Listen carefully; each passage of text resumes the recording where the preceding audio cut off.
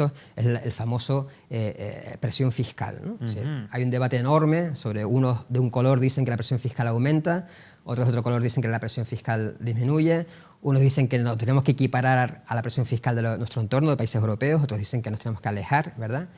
Bien, de una forma muy sencilla, la presión fiscal no es más que el cociente entre los ingresos derivados de tributos, o sea, de los impuestos, dividido entre el Producto Interior Bruto de la nación.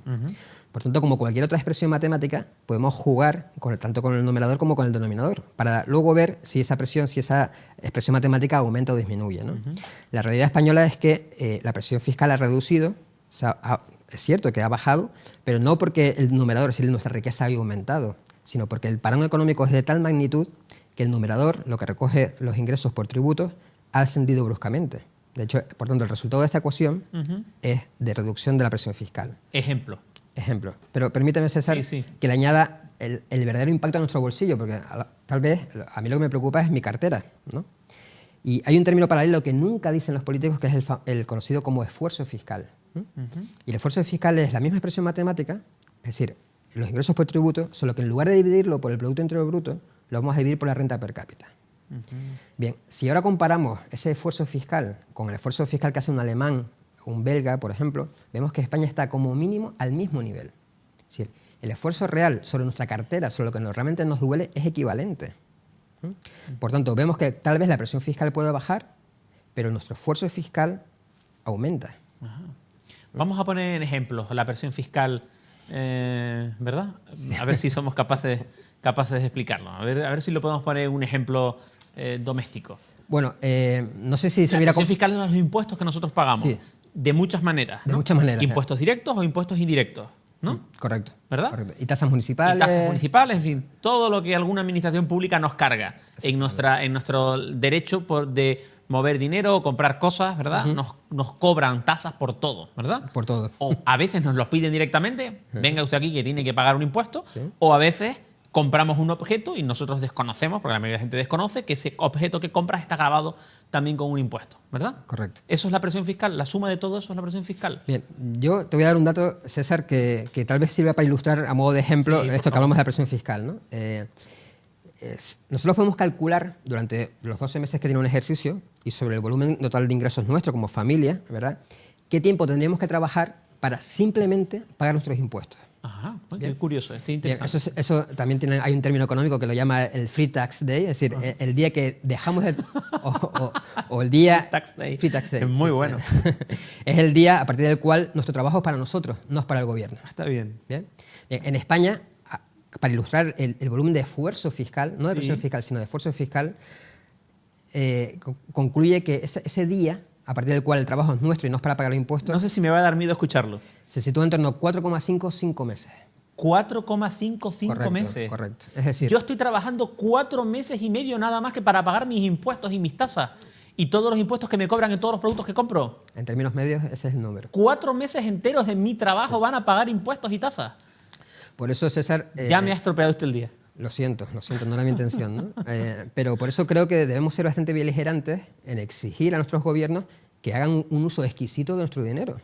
Claro. Porque, volviendo a la cuestión del lenguaje, cuando yo oigo en la radio, en los medios de comunicación, hablar de gasto público, del dinero público, el dinero público es nuestro dinero. No es un dinero público que nace por generación espontánea en la mesa de un gobierno, es nuestro dinero. Aunque se ha escuchado a algún ministro decir que el dinero no es de nadie. Claro, pero ahí entraríamos en otro debate que también tiene que ver con el mundo financiero y con otra expresión que se ha acuñado recientemente, que es el riesgo moral. Es decir, nos quejamos mucho de que los grandes bancos norteamericanos, sobre todo, con grandes sueldos, grandes premios por jubilación, han recibido enormes ayudas públicas de los contribuyentes norteamericanos, sobre todo, para salvarlo después de una gestión que, bueno, ha derivado en quiebras, ¿verdad? Bien, y se ha acuñado un término del riesgo moral de esos gestores. Bueno, ustedes, a pesar de que se les ha ayudado un montón con dinero de los contribuyentes, ustedes siguen empeñándose una muy buena vida con grandes premios por jubilación. Bien, traslademos ese razonamiento de riesgo moral de los directivos de las entidades financieras a los políticos. ¿Por qué un político puede endeudar un país, no por la generación actual, sino por generaciones? Y destinar parte de esos recursos obtenidos de esa emisión de deuda orientados por una cuestión más electoral y electoralista que para atender realmente las necesidades de ese país.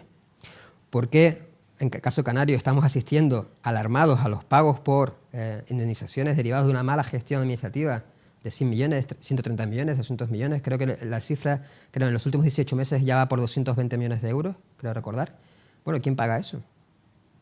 ¿O qué responsabilidad se le puede exigir a esos políticos? No hablo ya de la Comunidad Autónoma de Canarias, hablo en términos generales, ¿no? Ese riesgo moral de los políticos. Al final acabamos pagando siempre los mismos, que somos nosotros. Y volviendo al presupuesto, y voy encadenando asuntos, Sí. hay que tener en cuenta que si nosotros agotamos la autorización, como sucede con el Gobierno de Canarias, ¿no? El Gobierno de Canarias, para el presupuesto del próximo ejercicio, en torno a 7.314 millones de euros, 1.100 millones de euros son con cargo al déficit de la comunidad autónoma. Bien, esos 1.100 millones de euros han agotado el límite máximo autorizado para endeudarse.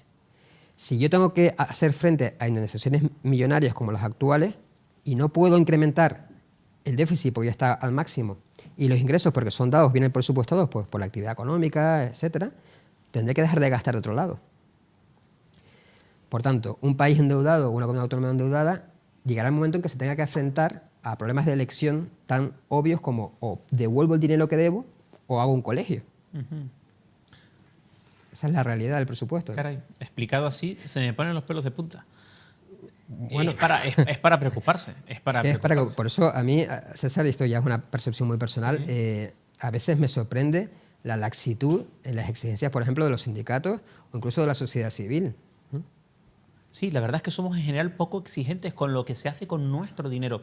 Me ha dejado muy marcado el dato que nos ha dado de que un español medio trabaja entre 4 meses y medio y 5 meses. Todo lo que gana durante 4 meses o 5 meses al año es para pagar todos sus impuestos. Porque tenemos una lista interminable de impuestos. ¿Verdad? Pero siguiendo con esto de parte del día, ¿verdad? Sí, me queda un minuto. El coste de la administración dividido por el número de españoles, es decir, lo que nos cuesta cada español la administración pública española va por 10.000 euros. Correcto. Si aplicamos la regla del Free Tax Day a esos 10.000 euros, ¿qué sucede con un mileurista? Que trabaja 10 de los 12 meses al año para pagar el costo de la administración pública. Por eso esos 4,5 meses es en términos medios, ¿verdad? Pero para que se hagan una idea de lo que nos cuesta a cada español, de hecho, probablemente nos cueste menos financiar nuestra casa que financiar la administración pública, el sostenimiento de esa administración pública. Qué curioso. ¿Y para eso se ha encontrado alguna solución? ¿Hay gobiernos que sus ciudadanos no tienen que pagar tanto por mantener las administraciones y hay gobiernos que no gravan tanto a sus ciudadanos con impuestos, tasas, etcétera? Bueno, un ejemplo numérico y un ejemplo más de comportamiento, ¿no? El coste volviendo a la masa salarial de los funcionarios, ¿no? En España está en torno a 2.600 euros por español, ¿no? Para financiar la masa salarial de los funcionarios. En Alemania está ligeramente por encima de los 2.000 euros por español.